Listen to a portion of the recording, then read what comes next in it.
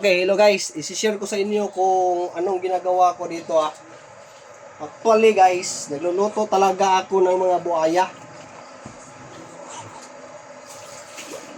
Ito yung mga buhaya na niluluto ko. Yung mga di maayos ang forma, inaayos ko guys. Mga legit na ano yan guys, mga crooks.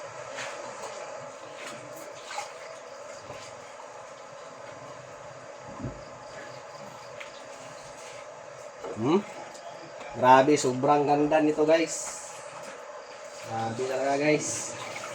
Ito yung season na maganda ang mga crocs. Ito guys kita nyo yan guys, yung ganito. Kaya natin yan gawan ng paraan.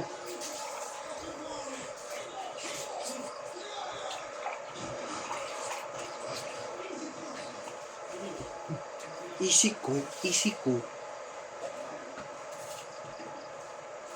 Tiyaga lang guys, kahit mainit.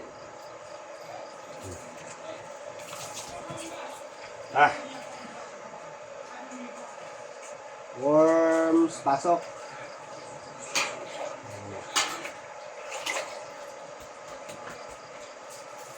Kitams, no? Kitams, goods na.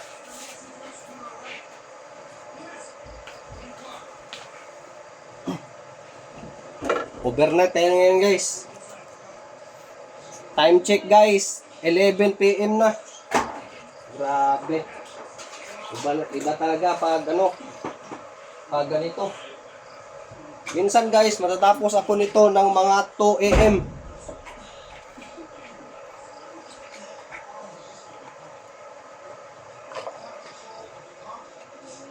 Tatapusin ko talaga to guys dahil na gusto ng customer na agad ma-deliver kasi maraming naghahanap sa kanila ng mga ganito.